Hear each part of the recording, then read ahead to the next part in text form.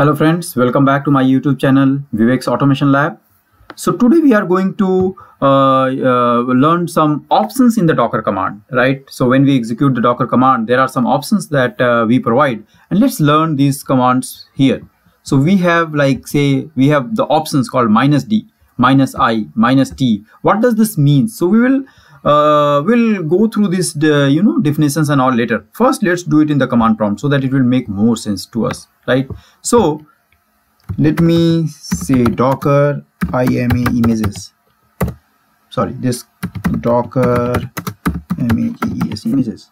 So we have one image in our local machine. So let's first get removed.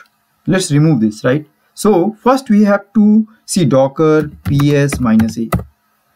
So there is one container which is running, right? So let's stop this container. So how we can stop it? Like, okay, we can copy this container ID and we can say docker, I think you already know this, right? Docker stop, and then we can say, so now if you say docker ps -a, okay, still we have one more container. So I think we had,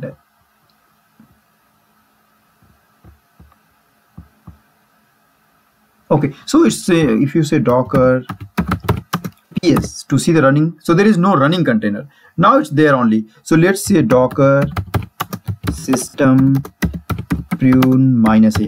So friends, you already know these commands, like docker system prune -a. What it will do, it will remove all the stopped or running containers, right, from the system. It will not it will remove all the stopped containers and also unused images. So let's see, it's saying, it's asking for the confirmation. Now if you go to docker ps, so we don't have any container. If you say docker images, we don't have any image, so we are good. Let's clear our screen and let's learn these these options. So let's again run docker run hello world. So this hello world image, when you run it, it means you are running a container, hello world container. So every container when you run, it's designed to do some task for us. And in the hello world, it's designed only to display some message. That's it. There is no other task hello world is doing. If you suppose you are running some containers like Jenkins, so it is designed to do some task, like, okay, it will be its type of server which will be in your local system, it will be installed and you can interact with that. But hello world is not like that. Hello world is just like, okay, it's displaying some message in your system because it's just for learning purpose. So it's just displaying some message and it's getting stopped by itself. So when you say docker run hello world, let's see. So it's just downloaded from, first it's pulled it from the Docker Hub and then now it's running. When it's running means it's just displaying you some message here, right? So that is called this hello world container is running.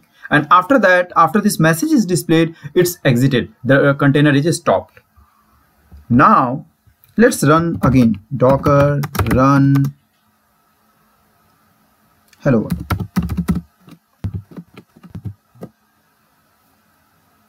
So this time if you see, it's not pulling anything from the Docker Hub because the hello world is already there in your local system. So just running the container means it's just displaying you the message. But now let's run it with the -d option, like docker run -d hello world. So if you see, this time it's just displaying the container ID and it's not displaying the message. What happened? -d means, let's read the definition now. It's saying runs container in background mode, right? Here it says -d runs container in the background mode. Still the container is running, still is displaying the message, but we cannot see in the front end. It's in the background mode. Okay, so once the message is displayed, now the container is stopped by itself. So if you go to docker ps -a, so you can see now, right? This hello world is exited some like 29 seconds ago or about a minute ago. So something like that. But if you see this container ID here in the docker ps -a command is little different what we have in the docker run -d hello world command, because docker run -d is displaying the full container ID. But when you say docker ps -i, it's just display the few parts. So it's displaying only till this part. If you see the first one here, so this is just displaying a part of the full container ID. Okay, So now this is what minus D means. Minus D means we are running the container, but it's running in the background mode. And the task of this hello world container is to display the message. It's displaying the message, but we cannot see because it's in the background mode. To understand it better, let's use some other, container, some other images. So, and also we will try to learn two more options, like what is this minus I and minus T options in the when we execute the command, right? So minus I means put standard input to the container. So when we run the container, we want some type of standard input.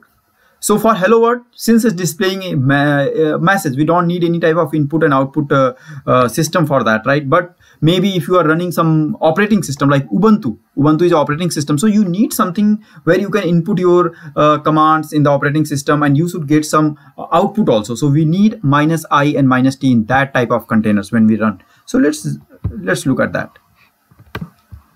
So what I'm going to do is, like, I will just say docker run Ubuntu. Okay, so it's saying, okay, unable to find the image locally, then it's pulling it from the Docker hub like library Ubuntu, and then it's taking some time because it may be little bit like big file, maybe maybe let's see how much MB. Yeah, so it's done now, maybe 100 MB or something like that. So now it's downloaded in our locally and the Ubuntu is running. But if you see docker ps-a, so if you see this Ubuntu, it was running, but again it's exited, means the Ubuntu container is stopped also. So what happened? So Ubuntu is a type of operating system, right, where you want to, so you want operating system, maybe suppose you are creating your project, Selenium WebDriver project, and you want to use Docker to execute that. So you will need some type of operating system where you can execute your Selenium project. But for that purpose, it should be running, it should not stop by itself. But if you are seeing like, okay, it's stopped.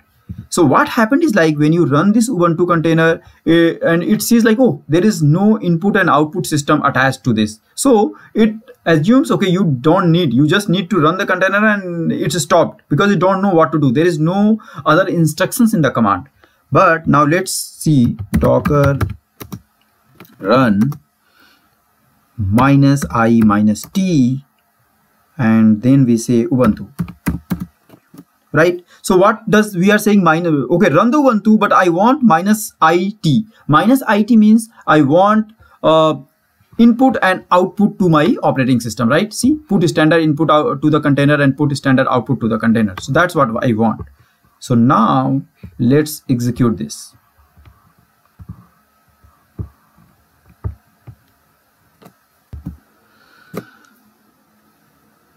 Okay, so let's do, okay, so now if you see, now Ubuntu is running, the Ubuntu container is running, and we have something where we can interact, right? We have some input here, we can put some input. Suppose in the operating system you want to perform some type of command, like, okay, I want to know say I want to know the list all the files and folders in this operating system. So you can say list minus al. So these are the Linux commands. So you can see all this output also because you have said minus T also. So that's why we can see the output. Or you can say, okay, pwd. So you want to see your root directory. So root directory is just the slash, right? So if you provide minus I or minus T or both, if you provide only minus I, let's see what will happen. Docker run minus I Ubuntu.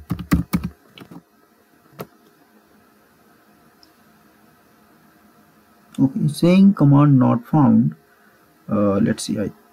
Oh, sorry. So now friends, we are in the Ubuntu operating system, right? We are the Ubuntu container. We created the container and we are inside that container. That's why we cannot execute our Docker commands there. So we have to exit from here. Exit. Now we exited. Now let's run docker run minus T. So we are again running the Ubuntu container, but this time I'm not providing minus I. I just said minus T, means we don't want input in the Ubuntu, right? So Ubuntu. Now if you enter something, I'm trying to enter something, but nothing is happening. Even I press something like pwd, but I cannot see anything in our screen because we did not provide minus I. So let's exit from here. So how to exit now, because we did not provided it, so we can it will not take anything. So let's open a different command prompt here. Okay, so here let's say docker -i. So this time I'm saying -i ubunt means there is a, we are attaching a standard input, but we are not attaching standard output. So let's see. Oh, sorry, docker, let's clear this. Let's docker run -i ubunt ubuntu.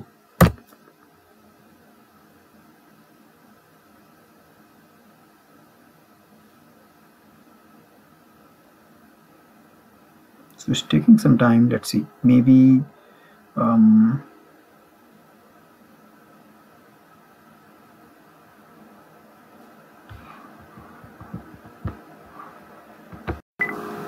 okay friends, so I think if you provide only -i, it's not going to work. You have to provide the standard input and output. So that's how it is working now, right? So if you say like, okay, docker run -it means you want standard input and output both for the Ubuntu container, right? ubuntu. So now if you say pwd, like you want to know your root directory, you can see, or you can say ls -al, so you can see this, right? If you say java, saying java command not found, because there is no java installed in the Ubuntu container that we have created, right? So yeah, now our next thing is, friends, let's see what our next is like name, some name. When we are creating the image, or sorry, when we are running the container, we can provide some name to the container. If you don't provide, docker is going to provide some default name. So we will learn how to provide some name to the container maybe in the next video. And then the next option is entry point is bin bash. Okay, so when the container is created, like when the image is created, right? So whoever is created this Ubuntu, so they said like, okay, entry point is this bin bash, means when somebody runs the container and they want a standard input output, you provide him this command prompt where they can execute the command and all, right? So it's like type of starting point when you run the container. Okay, so we'll learn about that maybe in the next chapter in more detail. For now we are good. Thank you. Let's meet in the next video.